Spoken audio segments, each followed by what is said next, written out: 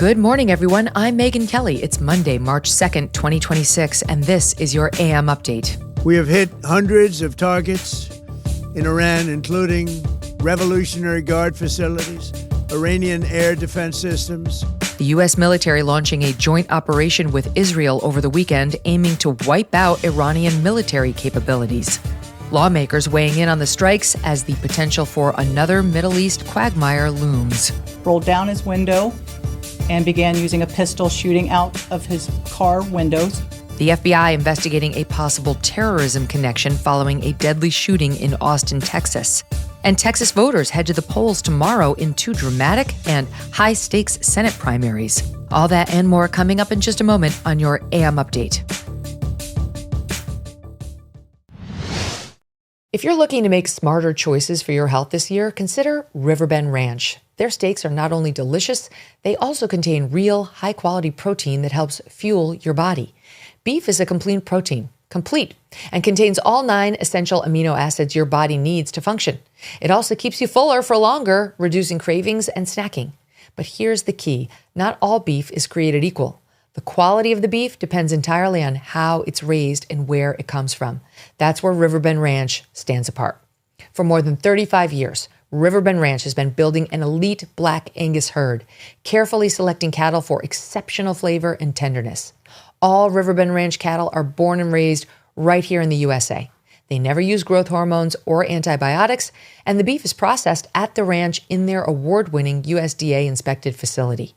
No shortcuts, no middlemen, just incredible, healthy, and flavorful beef shipped directly to your home. Order today at riverbendranch.com and use the promo code Megyn to get $20 off your first order. Overnight Friday, the United States, working in coordination with Israel, launching a sweeping military operation targeting Iran's regime leadership and military infrastructure in what officials are calling Operation Epic Fury. President Trump yesterday afternoon posting a video update to his social media. We have hit hundreds of targets in Iran, including Revolutionary Guard facilities, Iranian air defense systems. Just now, it was announced that we knocked out 9 ships plus their naval building, all in a matter of literally minutes. Iran's formerly supreme leader, Ayatollah Khamenei, is dead. This wretched and vile man had the blood of hundreds and even thousands of Americans on his hands. The entire military command is gone as well, and many of them want to surrender into saving their lives. Combat operations continue at this time in full force, and they will continue until all of our objectives are achieved. Ayatollah Khamenei was the supreme leader of Iran since 1989. In addition to Khamenei, Israeli strikes taking out more than 40 top Iranian regime and security officials in the first wave of the attack, according to multiple reports. Some of those officials reportedly include the head of National Defense Council, Ali Shamkhani, and Defense Minister Aziz Nazirzadeh. Reports Iran's former president, Mahmoud Ahmadinejad, had also been killed have not yet been confirmed. 4 American B-2 bombers reportedly dropping dozens of 2,000-pound bombs on Iranian ballistic missile facilities, while U.S. naval forces struck additional targets at sea. U.S. military forces carrying out 900 strikes in the first 12 hours of the operation alone. President Trump addressing the nation early Saturday morning, shortly after combat operations began. Our objective is to defend the American people by eliminating imminent threats from the Iranian regime. Its menacing activities directly endanger the United States, our troops, our bases overseas, and our allies throughout the world. For 47 years, the Iranian regime has chanted death to America and waged an unending campaign of bloodshed and mass murder, targeting the United States, our troops, and the innocent people in many, many countries. Iranian forces killed and maimed hundreds of American service members in Iraq. The regime's proxies have continued to launch countless attacks against American forces stationed in the Middle East in recent years, as well as U.S. naval and commercial vessels in international shipping lanes. It's been mass terror, and we're not going to put up with it any longer. Iran responding, launching strikes against Israel and U.S. targets in neighboring states, including Bahrain, Kuwait, Qatar, and the United Arab Emirates. U.S. Central Command, or CENTCOM, which oversees U.S. military operations across the Middle East, reporting U.S. forces defended against hundreds of Iranian missile and drone attacks, leading to minimal damage. However, the Pentagon confirming 3 U.S. service members have been killed and 5 seriously wounded so far, with several more sustaining minor shrapnel injuries and concussions. NBC News reporting the U.S. deaths occurred in Kuwait. President Trump acknowledging casualties in yesterday afternoon's video update. As one nation, we grieve for the true American patriots who have made the ultimate sacrifice for our nation, even as we continue the righteous mission for which they gave their lives. We pray for the full recovery of the wounded and send our immense love and eternal gratitude to the families of the fallen. And sadly, there will likely be more. Before it ends, that's the way it is. Iranian casualties remaining unclear, with local sources estimating at least 200 deaths so far. In Israel, 9 civilians killed in a missile attack, 1 killed in Kuwait, 3 killed in the UAE, dozens more injured across the region. The strikes following weeks of escalating tension as the U.S. surged military assets into the region, including 2 aircraft carriers, while U.S. and Iranian officials pursued nuclear negotiations. Reuters reporting last week the latest round ending with, quote, no deal but potential signs of progress. Senator Ted Cruz of Texas saying yesterday on CBS there is no intelligence indicating Iran is anywhere close to having a nuclear weapon, but saying U.S. officials felt they still wanted one and still posed a threat. Because the diplomacy was an abject failure. They said they would not stop enriching. No matter what, they were going to continue to enrich uranium. They also refused to discuss their proxies. They refused to discuss Hamas and Hezbollah and the Houthis. And President Trump understood that the Iranian, quote, negotiation was just a stall tactic. And Margaret, what I just told you, is almost word for word what Secretary of State Marco Rubio told me yesterday. Former CENTCOM Commander Frank McKenzie yesterday on CBS on what's likely to happen over the next few days. The American people should be prepared for several more days of exchanges of long-range rockets. We're going to continue to strike them with our aircraft, with our TLAMs, our Tomahawk land attack missiles. And the essential calculus over the next 72 to 96 hours, Margaret, is going to be whether or not we can reduce the Iranian ability to generate volleys, and by volleys I mean groups of missiles that are fired at our bases in the region. I think the president's comments actually were spot on when he warned the American people that this wasn't going to be a cakewalk. Mr. Trump yesterday indicating a potential timeline of epic fury to the Daily Mail. Quote, it's always been a 4-week process. As strong as it is, it's a big country. It'll take 4 weeks or less. President Trump telling NBC the campaign is already, quote, ahead of schedule. The president explicitly framing the operation as designed to cause regime change, urging the Iranian people to, quote, take over your government when the bombing campaign stops. In an interview with The Atlantic yesterday morning, Mr. Trump saying, quote, the Iranians want to talk, and I have agreed to talk, so I will be talking to them, adding, they waited too long. Some of the people we were dealing with are gone. Though Mr. Trump declining to say when the talks would occur or with whom they would be conducted.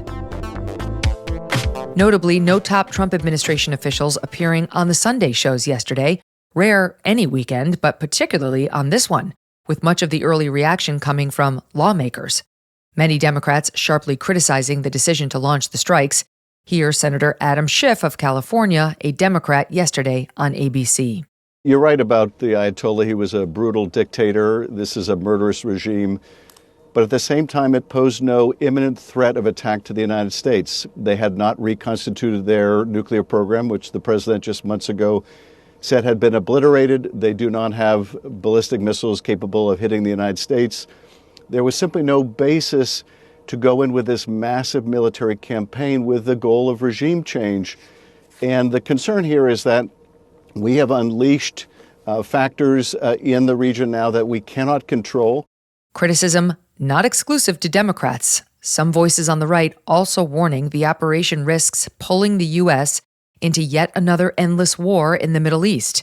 Here, Executive Director of the American Conservative, Kurt Mills, yesterday on Steve Bannon's War Room. And I think there's going to be a real desire to keep President Trump in here. I think the president has gotten very poor counsel, and I do think it matters politically that he was the no more endless wars candidate in 2016 and 2024 particularly, and this looks like an open betrayal of the base. And now there's an argument that this is different than the Bush era neocon wars, but I will flag what Bush era neocon is not for this today. Find me one. Name one. Bolton is pleased as hell about what we're doing. He said his only regret is that he didn't convince Trump to do this in 2018.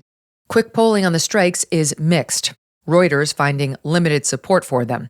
The poll, conducted after the strikes began but before the announcement of any U.S. casualties, finding just 27% of respondents approve, 43% disapprove, 29% say they are unsure. 55% of Republicans say they approve of the strikes versus just 13% who disapprove. Among Democrats, 74% disapprove, just 7% approve. 54% of respondents say they would be less likely to support the campaign if it leads to U.S. troops in the Middle East being killed or injured. However, polling by Insider Advantage released on Saturday, finding 54% of respondents approve of the president's use of military air and naval strikes to eliminate Iran's leadership and disable their nuclear and ballistic rebuilding, with just 37% disapproving. So 27% approve in Reuters, 54% in Insider Advantage. Supporters of the strike challenging critics' claims that President Trump is conducting an illegal military operation. Here, Senator Dave McCormick, Republican from Pennsylvania, yesterday on Fox. First of all, the president acted completely within his constitutional authority. He briefed the Congress as is required by the War Powers Resolution. He has 60 days, even under that resolution, before any further requirements come into effect. And what we need to focus on now is continuing to support these great young Americans that are carrying out this extraordinary mission.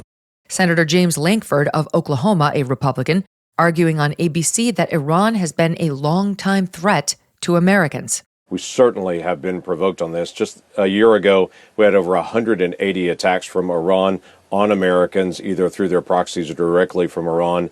They continue to be able to fund the attack of ships off the coast of Yemen. Obviously, they're funding Hezbollah, the Shia militants. They have continued to be able to attack us now for decades, and that has accelerated. So just because we have blocked their attacks doesn't mean they're not attacking us. So this becomes the situation where you're shooting at a police officer and telling him you can't fire back unless they hit you. Senator John Fetterman of Pennsylvania, a Democrat, breaking with much of his party, saying the supreme leader's death is worth celebrating. How can't you celebrate that the Iranian leadership has been eliminated? Yeah. Doesn't that make the region more safe, more secure, more just, more free? Yeah. And now, of course, there's other things. It's possible right now, but right now, why can't you just acknowledge that? Founder of the private military contracting company Blackwater, Eric Prince, who spoke to Steve Bannon on Sunday, concluding, quote, "This was not in America's interests," adding, "It's going to lead to chaos," and saying regime change is not possible without troops on the ground, something Prince vehemently opposes. If you had a chance to talk to the president today, what would be Eric Prince's recommendations to the commander-in-chief? Don't ever contemplate ground troops in Iran. You think that's even a possibility? I didn't think this was a possibility today, over the last couple of days, Steve. I didn't really think that was that he was going to do it. Coming up, federal officials now investigating possible terror ties in a deadly weekend shooting in Austin, Texas. And elsewhere in the Lone Star State, voters heading to the polls tomorrow in high-stakes Senate primaries with a bitter battle unfolding in both parties.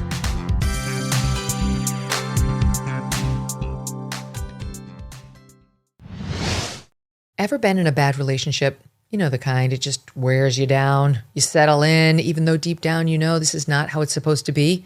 That's what daily aches and pains can feel like. You stop expecting to feel good. You start thinking, maybe this is just life now. But it doesn't have to be. With Relief Factor, you can break up with pain, just like Anthony did. He wrote, quote, "I was dealing with debilitating pain and fatigue. I've been talking about Relief Factor and taking it for about 2 months, and now I'm back to running my business, fishing, gardening, and doing the things that really matter to me." And listen, maybe it's your back pain, your knee issues, or stiffness that's slowing you down. Relief Factor might help give you your mobility back. Relief Factor is 100% drug-free, and it targets the inflammation that causes pain, so you can move better, feel better, and actually enjoy life again. Try the 3-week quick start for just $19.95. Go to relieffactor.com or call 800-4RELIEF. Break up with pain and get back to what matters.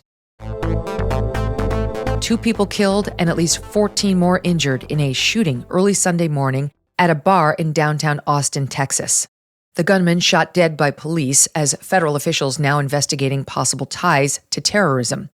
Police responding around 2 a.m. on Sunday to reports of an active gunman on 6th Street, a popular nightlife spot in the city. Austin Police Chief Lisa Davis yesterday describing the incident to reporters. We had a call came in that someone was shooting around the bar, Buford's bar.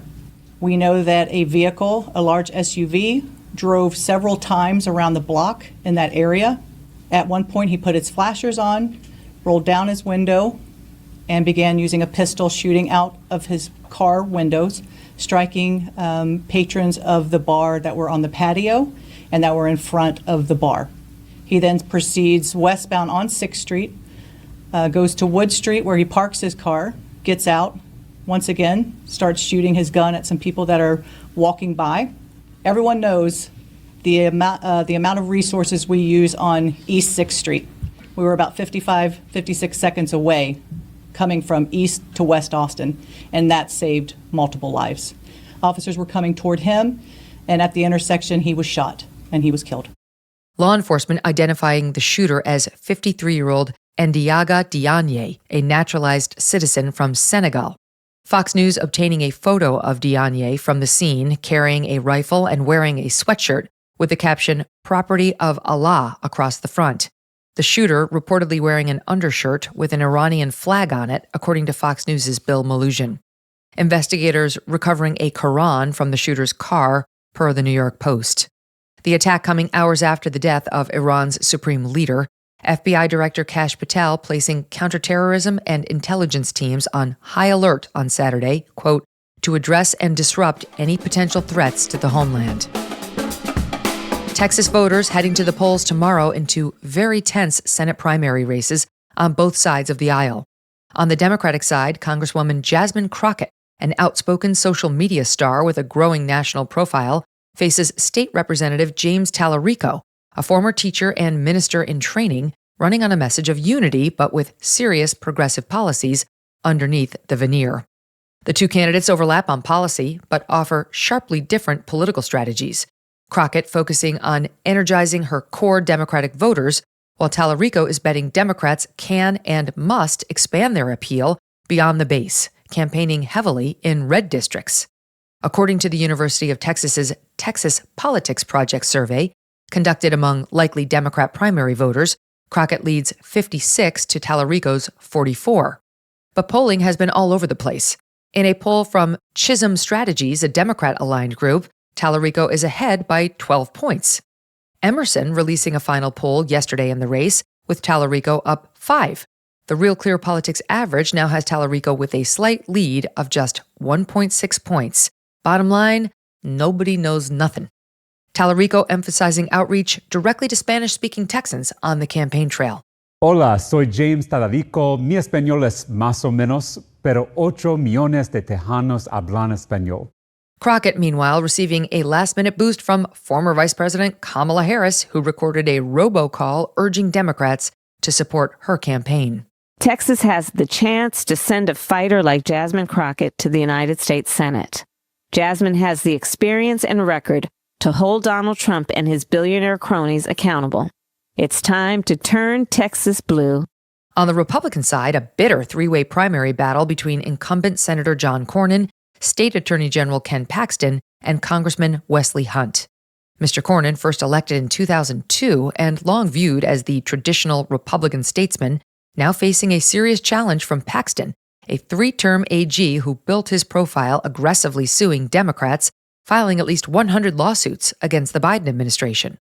In the Real Clear Politics polling average, Paxton leading at 41.7 points, followed by Senator Cornyn's 34.7, then Congressman Hunt at 15.7. The Emerson poll yesterday showing the race tightening, with Paxton up just 4 points over Cornyn. Senator Cornyn going scorched earth in the final days before the primary, accusing Paxton of corruption in his official duties and moral failings at home. Crooked Ken Paxton cheated on his wife. She's divorcing him on biblical grounds. So now Paxton's wrecking another home, sleeping around with a married mother of 7. And remember this, Crooked Ken has increased his net worth by as much as 7,000% since taking office. And his actions in office, even more troubling. Paxton gave millions of Texas tax dollars to left-wing organizations, including the Montrose Center, that hosts drag queen shows and performs gender-affirming services to kids as young as 7. The wife cheater and fraud, or the Texas workhorse? Senator John Cornyn is endorsed by the Border Patrol, and he voted with President Trump 99% of the time. Paxton previously admitting to an affair, but he and his allies calling accusations of official wrongdoing a, quote, politically motivated witch hunt. Paxton's daughter, Maddie, writing an op-ed maintaining that, quote, my dad is not perfect, none of us are, but he is a man of deep faith, genuine love for his family, and an unrelenting commitment to doing right by the people of Texas. Senator Cornyn saying a Paxton win would, quote, be the kiss of death for Republicans. The New York Times reporting Cornyn's messaging is an attempt to secure a critical endorsement from President Trump, who so far has only said he supports all 3 candidates. The presence of Congressman Hunt a key factor. If no candidate secures 50% plus 1 vote, the contest heads to a runoff between the top 2 finishers, set for May 26th. And that'll do it for your AM update. I'm Megyn Kelly. Join me back here for the MK Show, live on SiriusXM's The Megyn Kelly Channel, 111 at noon East, on youtube.com/Megyn Kelly, and on all podcast platforms.